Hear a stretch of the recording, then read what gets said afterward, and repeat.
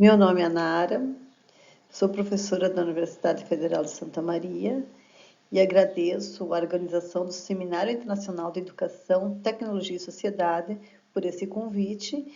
E nessa palestra eu vou falar sobre um movimento chamado Movimento Meninas Olímpicas, que tem como objetivo incentivar o protagonismo feminino. Esse movimento foi criado em 2016 e tem como cofundadora minhas filhas Mariana e Natália. O movimento foi criado porque apenas 10% dos premiados em Olimpíadas Científicas são meninas, em todas as Olimpíadas do Brasil. O que chamou a atenção foi o fato que em 2016, num treinamento de 25 alunos, tinha apenas uma menina. A partir disso, fizemos um levantamento nas outras Olimpíadas e percebemos que essa realidade são em todas as Olimpíadas. Ou seja, todos os treinamentos de Olimpíadas internacionais têm apenas 5%, menos de 5% de meninas nos treinamentos. São raras as meninas que são convocadas nos treinamentos. Então, esse movimento, uma vez percebendo que o número de premiadas era apenas 10% e as convocadas para a seletiva das Olimpíadas Internacionais era menos de 5%, a gente criou esse movimento. Então, o objetivo do movimento é aumentar e apoiar a participação feminina em Olimpíada Científica, estimulando o protagonismo feminino nas ciências e tecnologia, visando reduzir a desigualdade de gênero existente, pois o percentual de meninas em Olimpíada Científica é equivalente às mulheres em cargos de prestígio, como mulheres eleitas, presidentes de grandes empresas, pesquisadores em importantes centros de pesquisas, embaixadoras ou mesmo melhores profissionais em áreas consideradas femininas. Então, nas áreas onde existe bastante mulheres, os profissionais reconhecidos nessa área são, em sua maioria, homens. Inicialmente, vou mostrar alguns dados. Aqui nós vamos apresentar os dados das Olimpíadas Brasileiras de Química, a Olimpíada Brasileira de Informática e a Olimpíada Internacional de Matemática, para mostrar que não é só no contexto do Brasil, mas no contexto internacional, a representação feminina é a mesma. Então, se a gente observar aqui os gráficos, durante os últimos 5 anos, vemos que o número de meninas está abaixo, sempre pequeno, e nesse caso aqui da Olimpíada de Química, o número de meninas vem diminuindo, elas estão em torno de 10%. Se a gente pegar a Olimpíada Brasileira de Informática, a gente percebe que houve um leve aumento em 2015, depois diminuiu, e elas são em torno de 5%. O interessante é, em 1988, quando eu comecei a minha graduação, de 60 alunos tinha apenas 6 meninas. Então, esse contexto de 10% de meninas é um contexto que acontece nos últimos 50 anos. Então, nas últimas 5 décadas, não mudou o número de meninas.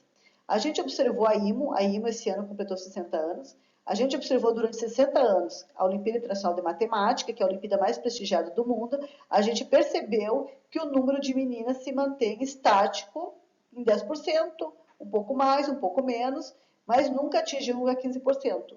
Se a gente olhar a realidade das Olimpíadas brasileiras e a realidade da principal Olimpíada do mundo, que já tem 60 anos, a gente percebeu que nas últimas 6 décadas, a quantidade de mulher que participa da Olimpíada Científica continua a mesma.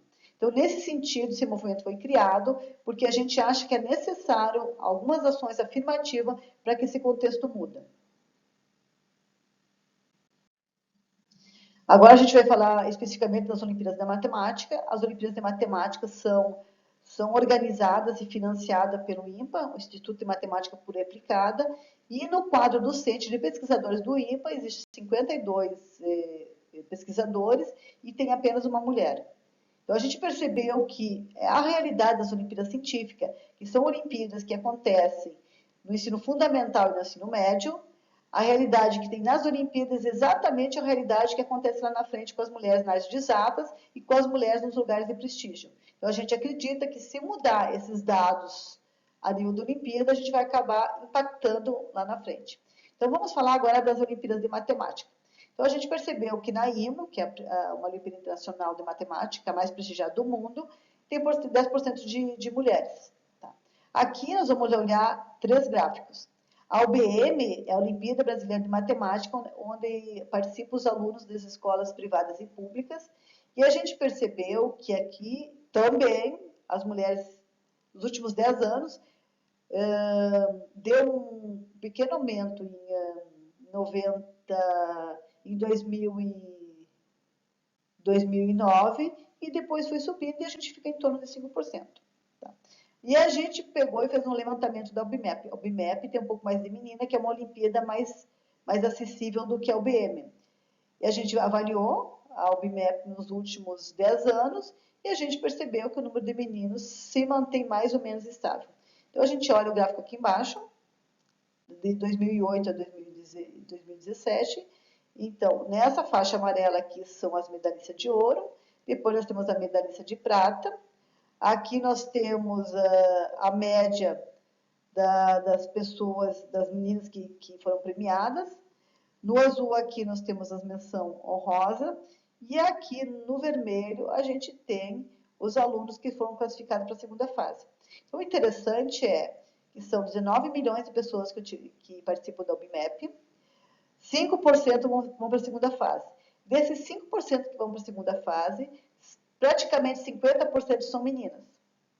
Mas, uma vez que se faz a segunda fase, que são 5% dos premiados das Olimpíadas, a gente percebe que o número cai. Então, os medalhistas de menção honrosa, então fica em torno de 40%, os medalhistas de bronze fica em torno de 30% a 40%, os de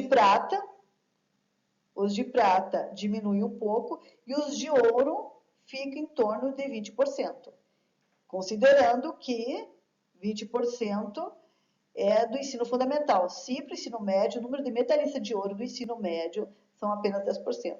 Então, nesse gráfico aqui da UBMEP, a gente percebe os ouros, os pratas, os bronzes e as menções honrosas. Então, a gente vê aqui que o ouro, ele fica em torno de 20%, considerando o ensino fundamental 1, 2 e o ensino médio. Como eu comentei anteriormente, o ensino médio, elas são apenas 10%. Quanto mais competitivo é a Olimpíada, menos meninas se encontram nela. Então, a gente teve nos 3 últimos anos tem se mantido estável o número de medalhistas de ouro. As menções honrosas é o que mais varia, no caso, né? Mas as medalhas de ouro, então a gente vê que aqui teve um pequeno aumento, então está melhorando o número das meninas medalhistas de ouro. Um dado interessante que o movimento Meninas Olímpicas começou em Frederico Westphalen, e aqui em Frederico Westphalen, 100% dos medalhistas de ouro da UBMEP são meninas, em todas as edições. Então, com isso, a gente percebeu que realmente é uma questão cultural. E no Rio Grande do Sul, onde é que a gente tem o movimento tem mais influência sobre as Olimpíadas, em 2014 nós tínhamos 4 meninas, 2016 9 meninas, e agora em 2018 a gente teve 15 meninas premiadas nas Olimpíadas Científicas. Então a gente sabe que trabalhos, ações afirmativas, iniciativas realmente fazem a diferença e que não existe poucas meninas na Olimpíada Científica porque é uma questão cultural. Esse gráfico aqui, a gente fez um levantamento dos 10 últimos anos nas principais Olimpíadas do Brasil. Então, a Olimpíada Brasileira de Astronomia, a Olimpíada Brasileira de Física das Escolas Públicas, a Olimpíada Brasileira de Biologia, a Olimpíada Brasileira de Matemática das Escolas Públicas, a Olimpíada Brasileira de Química, a Olimpíada Brasileira de Física, a Olimpíada Brasileira de Informática e a Olimpíada Brasileira de Matemática. Essa Olimpíada aqui é a Olimpíada mais prestigiada e mais difícil. Então, aqui, essas Olimpíadas, na ordem que estão, é a ordem de dificuldade e de prestígio das Olimpíadas. O que a gente percebe, quanto maior a dificuldade e maior o prestígio das Olimpíadas, menor é o percentual de meninas. Então, a gente olha que na astronomia, elas começam a 50% e na matemática, elas terminam em menos de 5%. O nível 1 são alunos do 6º e 7º ano, o nível 2 são alunos do 8º e do 9º ano, e o ensino médio é o nível 3. Então, a gente vê nitidamente que as alunos no ensino médio, as meninas realmente são bem menos. Elas começam em 30% nas Olimpíadas mais acessível e acabam aqui em menos de 5%. Então, aqui a gente vê claramente que a participação feminina tem a ver com a idade. Quanto maior a idade, menor as meninas, e quanto a dificuldade das Olimpíadas. Quanto mais difícil elas são, menor é a participação feminina.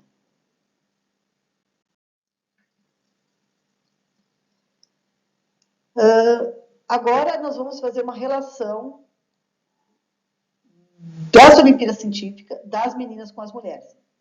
No momento que a gente fez um levantamento de todas as Olimpíadas, minha área é computação, então eu olhei de perto os dados da informática. Então, no caso, no ano de 2017, no ensino, no nível do nono ano, tinha 12% de meninas premiadas, no primeiro ano do ensino médio tinha 5% de meninas premiadas, e no segundo e terceiro ano do ensino médio tinha 2% de meninas premiadas.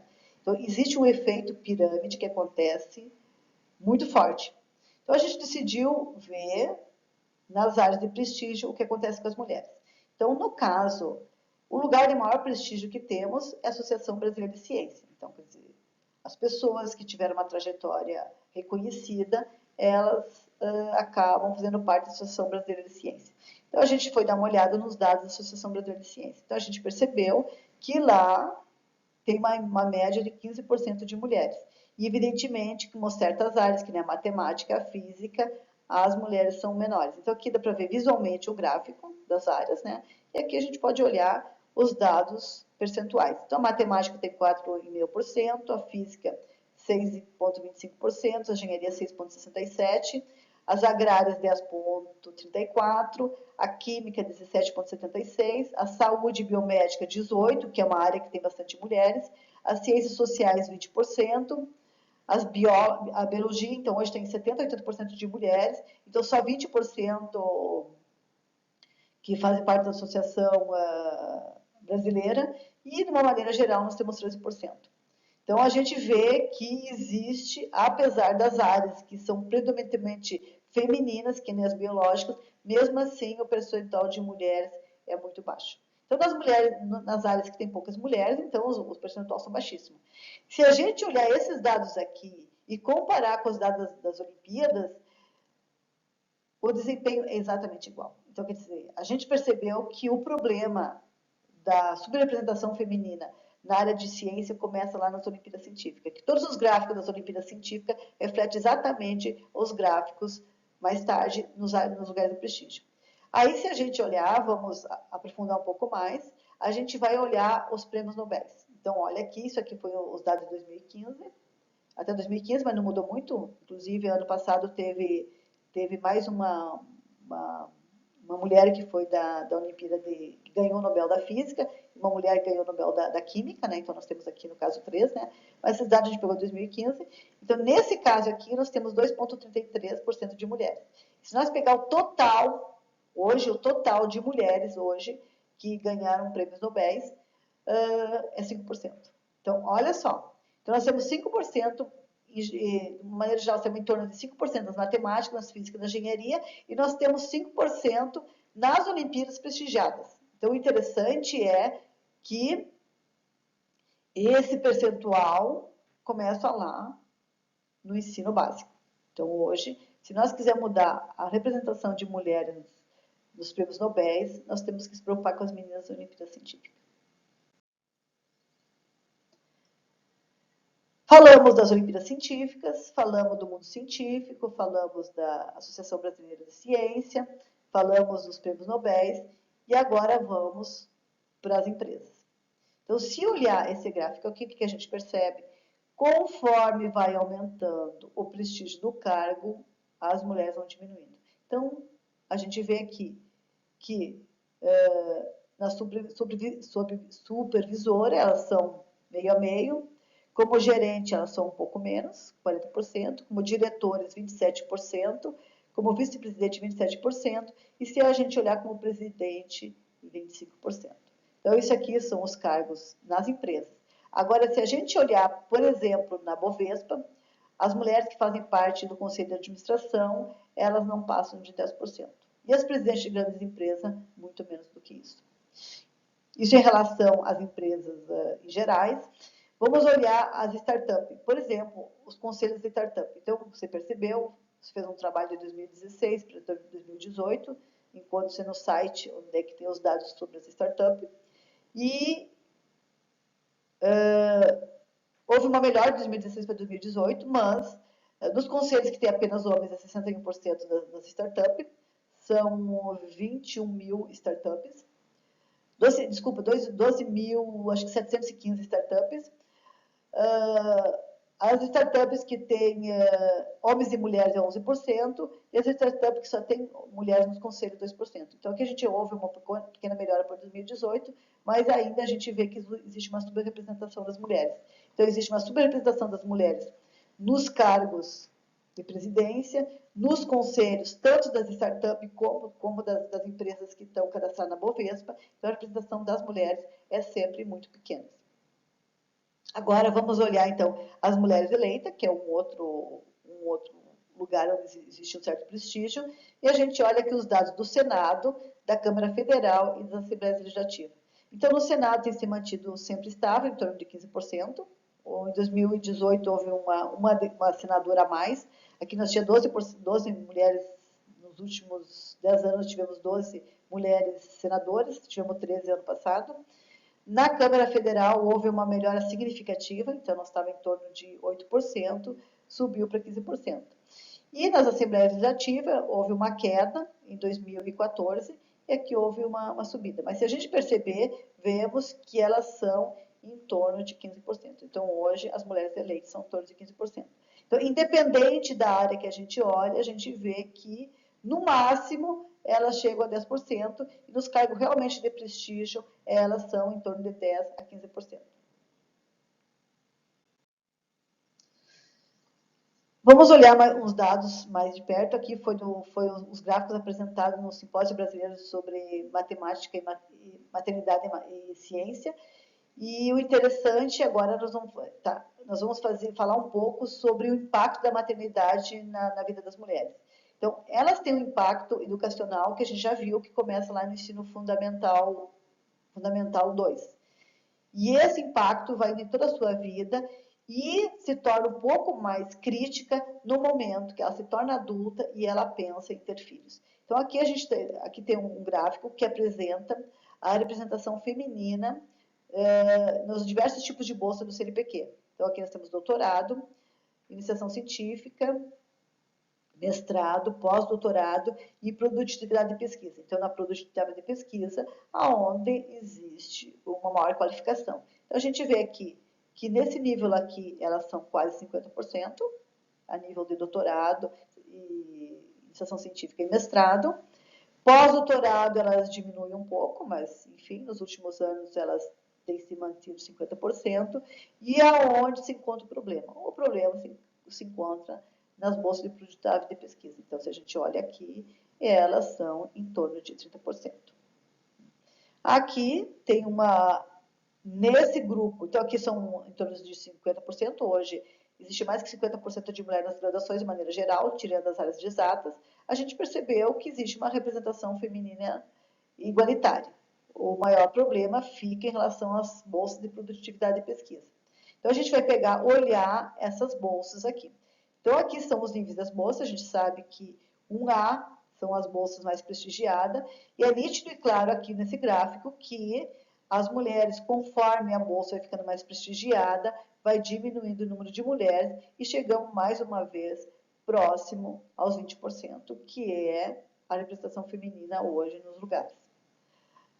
Aqui simplesmente a gente pegou para mostrar um gráfico para vocês que existe uma diferença nas áreas e que nas áreas biológicas e nas áreas de humana existe uma representação maior de mulheres. Mas mesmo nessas áreas, quando a bolsa da produtividade é 1A, o número de mulheres é menor. Evidentemente, na área de exatas, elas são minoria. São minoria na graduação, elas são minoria no mestrado, obviamente, elas são minoria no doutorado e, por consequência, elas são minoria nas bolsas de produtividade e pesquisa.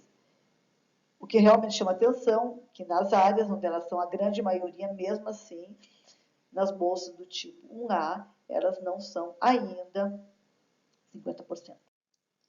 Continuando, agora a gente vai falar um pouco sobre a questão da maternidade. O que acontece com a mulher, aquelas que mesmo, apesar de todo o sistema, elas sobrevivem às Olimpíadas Científicas, elas conseguem entrar nas certas áreas exatas, elas conseguem fazer a sua graduação, conseguem fazer seu mestrado, conseguem fazer seu doutorado. Aí elas são profissionais. Então são pessoas que passaram, sobreviveram a todas as etapas do sistema e elas decidem ter filho. Então aqui nós apresentamos dois gráficos. As mulheres que tiveram filho e os homens que tiveram filho. Então, se a gente percebe aqui a mulher teve um filho, e depois ela conseguiu se estruturar. Hoje, um grupo chamado Parent Science, eles está fazendo um levantamento, e lá, sobre o que acontece com a mulher, né, quando tem filho. Então, se a mulher tem um filho e tem uma estrutura familiar que ajuda, ela consegue retomar. Se ela não tiver estrutura, ela não consegue mais retomar a pesquisa. Então, nesse gráfico aqui são os homens. Então, a gente vê que o homem ter filho ou não ter filho não influi em nada, muito pelo contrário, o homem que tem filho acaba produzindo mais do que o homem sem filho. Então, aqui fica nítido e claro o impacto da maternidade na vida da mulher. Um outro estudo que foi feito é sobre o tempo que a mulher usa na maternidade e com os cuidados familiares. Então, é nítido e claro, nesses dois gráficos, o tempo que a mulher gasta para cuidar dos filhos e cuidar da casa. Então, quer dizer, ela ocupa praticamente o tempo todo dela com isso. Então, aqui embaixo, a gente vê de maneira muito clara o impacto na maternidade. Então, esse primeiro gráfico, aqui é o gráfico entre os homens e as mulheres que não querem, não pensam em ter filho, não vão ter filho. Então, a mulher consegue ser tão competitiva quanto o homem. No momento que ela pensa em ter filho, só pensa em ter filho, ela já tem uma desistência maior. Então, nesse caso aqui, são as pessoas que desistiram da carreira acadêmica, né? Então, não existe desistência. A desistência pequena é equivalente, né? As pessoas desistem das profissões, então ela é equivalente a homens e mulheres quando não tem filho envolvido. Quando a mulher simplesmente pensa em ter filho, a desistência dela já aumenta. Se a mulher tem filho durante durante a pós-graduação, né? A desistência dela aumenta. E se ela tiver antes de fazer a pós-graduação, a desistência dela chega a 40%. Então, quer dizer, nesses três gráficos aqui, é nítido e claro o impacto da maternidade na vida de uma mulher devido ao sistema que hoje ainda embute a responsabilidade da mulher para cuidar dos filhos.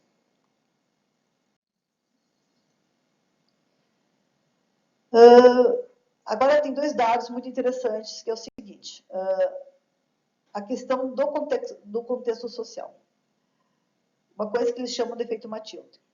Foi mandado o mesmo dossiê, a mesma carta de intenção para as empresas, um com o nome de homem e outro com o nome de mulher. E o que percebeu? A carta era exatamente a mesma, tá? Então, a única coisa que mudava, no caso, era o nome. Então, no caso aqui, as pessoas mandaram as mesmas cartas para as empresas, solicitando um certo salário, e as pessoas deram como retorno. Então, aqui é nítido e claro que o homem, no caso o homem, o salário do homem era muito superior da mulher, com exatamente os mesmos dados, a mesma trajetória. E aqui nesse gráfico, em relação ao que as pessoas acham da competência daquele currículo que foi mandado.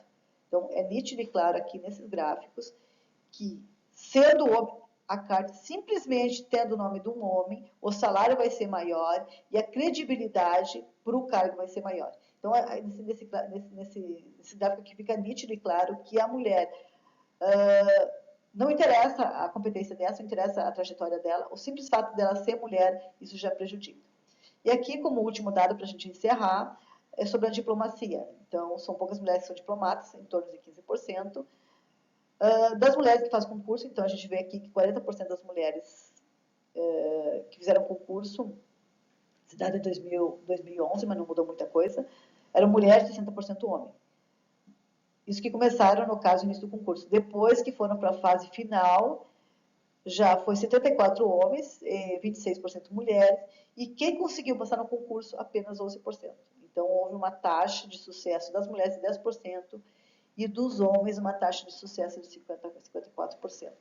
Então, concluindo, o projeto Meninas Olímpicas não tem uma preocupação somente com as mulheres, com as meninas da Olimpíada Científica. A gente realmente acredita que se a gente mudar os dados nas Olimpíadas Científicas, vai ter um impacto em absolutamente todas as áreas da sociedade. Bem, eu agradeço a atenção e muito obrigada.